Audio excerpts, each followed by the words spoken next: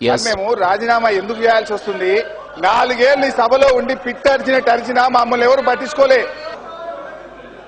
రాష్ట్రంలో ప్రారంభమయ్యేది గోదావరి నది, రాష్ట్రంలో మొట్టమొదటి ఎంటర్ అయ్యేది తెలంగాణ ప్రాంతంలో.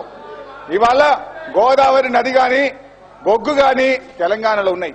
మా రామగుండం థర్మల్ పవర్ స్టేషన్ ను ఎక్స్పాన్షన్ చేయాలని చెప్పి కొన్ని వందల సార్ల మా తెలంగాణ ప్రాంత శాసనసభ్యులు గాని అక్కడున్న వర్కర్స్ ఎన్నో సార్లు చెప్పినాం. అది Ramagundam thermal power station 62.5 megawatts, అది అక్కడనే ఉంది. కానీ కడపది 210 మెగావాట్లు ఉన్న కడప రెండవ ఎక్స్పాన్షన్ 210 అయిపోయింది. మూడవ ఎక్స్పాన్షన్ కూడా 210 మెగావాట్లతో జరుగుతుంది. కానీ తెలంగాణలో రామగుండంలో ఆ పక్కనే కిలోమీటర్ దూరంలో కనుచూపు మేరలో నీళ్లుంటాయి, బొగ్గుంటాయి. కానీ తెలంగాణ పవర్ స్టేషన్ మాత్రం ఎక్స్పాన్షన్ చేయరు వీళ్ళు. R&B రోడ్లు ఒకసారి నేను పత్రికలో చదివిన సార్, అప్పుడు R&B మంత్రిగా ఉన్న జక్కంపూడి రామ్మోహన్ రావు గారు కడపకు పోయినప్పుడు ఇంకేదో రోడ్లు కావాలంటే ఇప్పటికే 600 కోట్లు ఇచ్చిందయా మీ కడప జిల్లాకు, మీకు ఇంకెక్కడ ఇవ్వాలని మాట్లాడింది.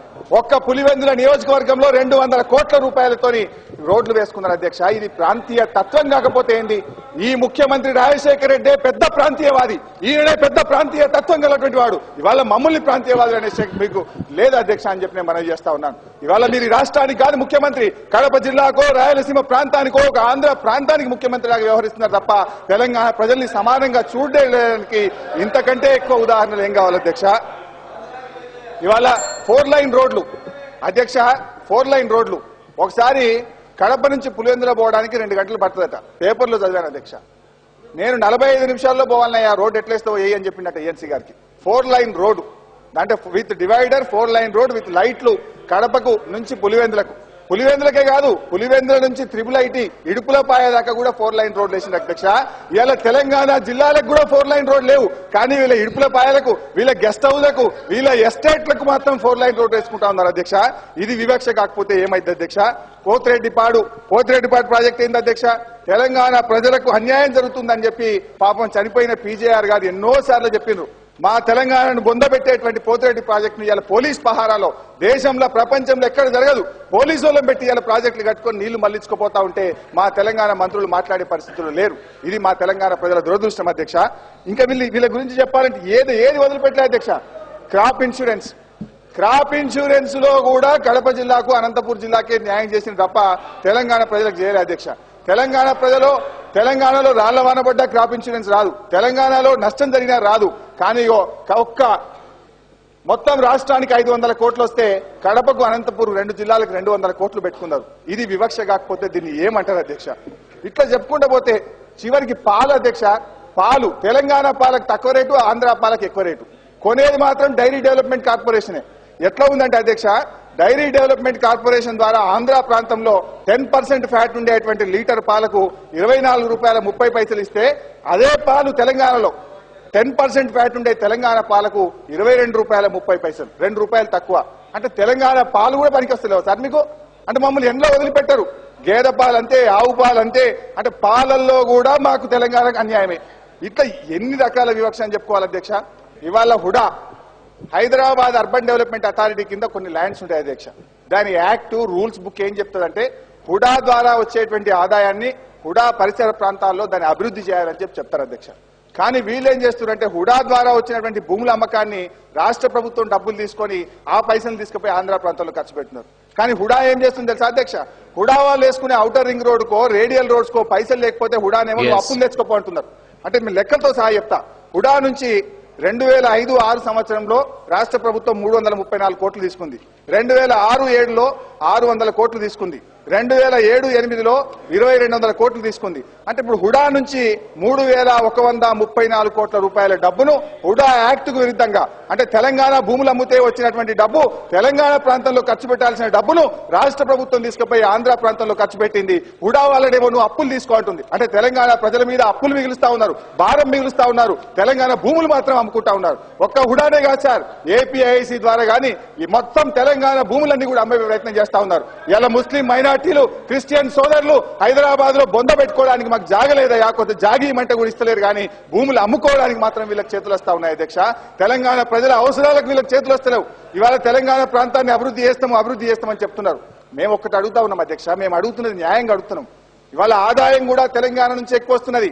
వీళ్ళేదో ఆంధ్ర సొమ్ము మేము అడుగుతలేము, ఆదాయం కూడా తెలంగాణ నుంచి ఎక్కువ వస్తున్నది. తెలంగాణకు ఎక్కువ నిధులు ఖర్చు పెట్టినాము, తెలంగాణకు డబ్బులు ఎక్కువ ఇచ్చినామంటున్నారు.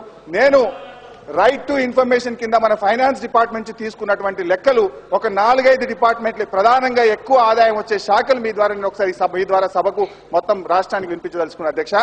స్టాంప్స్ అండ్ రిజిస్ట్రేషన్ డిపార్ట్మెంట్ లో 2005-06 సంవత్సరంలో వచ్చిన ఆదాయం అధ్యక్ష, ఆంధ్ర ప్రాంతం 782 కోట్లు, రాయలసీమ 193 కోట్లు, తెలంగాణ 1405 కోట్లు అధ్యక్ష.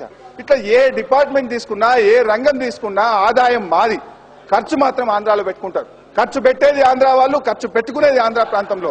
న్యాయంగా మా తెలంగాణ నుంచి వచ్చిన ఆదాయాన్ని మా ఖర్చు పెట్టుకుంటే వీళ్ళకి చేతులు రావు. తెలంగాణ భూములు అమ్ముతారు, తెలంగాణ భూములు అమ్మితే వచ్చిన ఆదాయాన్ని బడ్జెట్ కు అదనంగా తెలంగాణ ప్రాంతంలో ఖర్చు పెట్టాలంటే వీళ్ళకి చెవులు వినబడవు. కానీ మా మంత్రులు మా మీద మాట్లాడతారు, కానీ ఇవన్నీ విషయాల మీద ముఖ్యమంత్రి నిలదీసే ధైర్యము దమ్ము లేదు వీళ్ళకు. ఎందుకంటే ఉన్న మంత్రి పదవి పోతుంది. మా రంగారెడ్డి జిల్లా ముఖ్యమంత్రి గారు మాటికి ఏమంటారంటే చేవెళ్ళ అంటే నాకు ఎంతో ప్రేమ, రంగారెడ్డి జిల్లా అంటే ఎంతో ప్రేమ అంటారు. చేవెళ్ళ మీద ఎంత ప్రేమ ఉందంటే ఈ రంగారెడ్డి జిల్లా ఈ ప్రభుత్వంలో ఎంత నష్టానికి గురైందో, ఎంత అన్యాయానికి గురైందంటే అధ్యక్ష, ఇవాళ ఒక రంగారెడ్డి జిల్లా నుంచి దాదాపు 20,000 కోట్ల రూపాయల భూములు ఇవాళ ప్రభుత్వం అమ్ముకొని ఆ డబ్బులు తీసుకుపోయింది అధ్యక్ష. రంగారెడ్డి జిల్లాలో ఈ పరిస్థితి ఏంటంటే చదువుకుందామంటే ఈ రోజుకు ఒక్క గవర్నమెంట్ డిగ్రీ కాలేజ్ లేనటువంటి జిల్లా ఏదైనా ఉంది ఈ రాష్ట్రంలో అంటే అది ఒక్క రంగారెడ్డి జిల్లా అధ్యక్ష. నిజంగానే మీకు అంత ప్రేమ ఉంటే వెనుకబడ్డ రంగారెడ్డి జిల్లాలో పరిగి, తాండూర్, వికారాబాద్ లో ఒక గవర్నమెంట్ డిగ్రీ కాలేజ్ కూడా ఓపెన్ చేయరా అధ్యక్ష? ఇలా గుంటూరు జిల్లాలో ఎయిడెడ్ మరియు ప్రభుత్వ కాలేజీలు 28 కాలేజీలు ఉన్నాయి. కృష్ణా జిల్లాలో 26 గవర్నమెంట్ డిగ్రీ కాలేజీలు ఉన్నాయి. కడప జిల్లాలో 26 గవర్నమెంట్ డిగ్రీ కాలేజీలు ఉన్నాయి. మా రంగారెడ్డి జిల్లాలో ఒక్క గవర్నమెంట్ డిగ్రీ కాలేజ్ లేదు. Is it not the shame sir? ఇంతకంటే అన్యాయం ఏమైనా ఉంటుందా సార్? మా మెదక్ జిల్లాలో 7 గవర్నమెంట్ డిగ్రీ కాలేజీలు ఉన్నాయి. ఒక గవర్నమెంట్ డిగ్రీ కాలేజ్ కావాలని ఎన్నిసార్లు అడిగినా కానీ ఈ ప్రభుత్వం పట్టించుకున్నటువంటి పరిస్థితి. ఇవాళ రంగారెడ్డి జిల్లా భూములు అమ్ముకుంటారు, కానీ రంగారెడ్డి జిల్లాకు చదువుకునేందుకు ఆ పిల్లలకు అవకాశాలు ఇయ్యరు. రంగారెడ్డి జిల్లాకు మేము చేవెళ్ల ప్రణహిత ప్రాజెక్టు ద్వారా నీళ్లు తెస్తా అని చెప్తారు ముఖ్యమంత్రి గారు. 4 సంవత్సరాల నుంచి డిపిఆర్ తయారు కాలే, 4 సంవత్సరాల నుంచి ఎస్టిమేట్లు ప్రిపేర్ కాలే, ఎలక్షన్లు వచ్చినాయి, ప్రజలు నిలదీస్తారు కనుక చివరి సంవత్సరం ఇప్పుడు ఏం చేసిందంటే చేవెళ్ల ప్రాణహిత ప్రాజెక్టుకు 200 కోట్లు పెట్టింది అధ్యక్ష. ఇంత అన్యాయమా సార్? ఆ ప్రాజెక్టు కాస్ట్ 20,000 కోట్లు. 20,000 కోట్ల ప్రాజెక్టుకు 200 కోట్లు పెట్టింది అంటే 1%. ఈ లెక్కన 100 సంవత్సరాలైతే కూడా చేవెళ్ల ప్రాణహిత ప్రాజెక్టు పూర్తి కాదు. ఇప్పుడు బతికున్న ప్రజలు ఎవ్వరు కూడా నీళ్లు చూడరు. ఇది తెలంగాణ మీద ముఖ్యమంత్రి గారికి ఉన్న ప్రేమ. ఇవాళ కడప జిల్లా ప్రాజెక్టులో, రాయలసీమ ప్రాజెక్టులేమో ఆగ మేఘాల మీద ఉత్తర్వులు వస్తాయి, ఎస్టిమేట్లు అవుతాయి, డబ్బులు శాంక్షన్ అవుతాయి, పోలీస్ పహారాలో పనులు నడుస్తాయి, డే అండ్ నైట్ పనులు నడుస్తాయి. కానీ తెలంగాణ ప్రాజెక్టులు నడవై. తెలంగాణ ప్రాజెక్టులకు నిధులు ఇవ్వడానికి చేతులు రావు. తెలంగాణ ప్రాజెక్టులలో అంతా అవినీతి. తెలంగాణ ప్రాజెక్టులు ఎక్కడ చూసినా ఎల్లంపల్లి పైపులు పొక్కలబడి పేలిపోయినాయి, దేవాదుల ప్రాజెక్టులు గాలిలోకి తేలుతా ఉన్నాయి. తెలంగాణ ప్రాజెక్టులేమో అవినీతిమయం. అవేదో పని జరుగుతుందా అంటే జరుగుతుంది అనిపిస్తారు. ఏమనంటే ఇంకోటి ఏమంటారు, తెలంగాణ ప్రాజెక్టులకు పెద్దపీట వేసినాం. నీళ్లున్న ప్రాణహిత చేవలకేమో నిధులు ఇయ్యరు. నీళ్లు లేని ప్రాజెక్టులు, నీళ్లు రాని ప్రాజెక్టులు, కాలువలు తవ్వి తెలంగాణ ప్రజల్ని మభ్యపెడతా ఉన్నారు తప్ప 6 జిల్లాలకు 12.5 లక్షల ఎకరాలకు నీళ్లు వచ్చే ప్రాణహిత చేవలకు మాత్రం డబ్బులు ఇవ్వడానికి ఈ ప్రభుత్వానికి, ఈ ముఖ్యమంత్రి గారికి మనసు లేదు అధ్యక్ష. ఇది అన్యాయం కాకపోతే ఏంది? ఇంకా ఎన్ని రోజులు ఈ విధంగా మీరు మమ్మల్ని అన్యాయం చేస్తారు?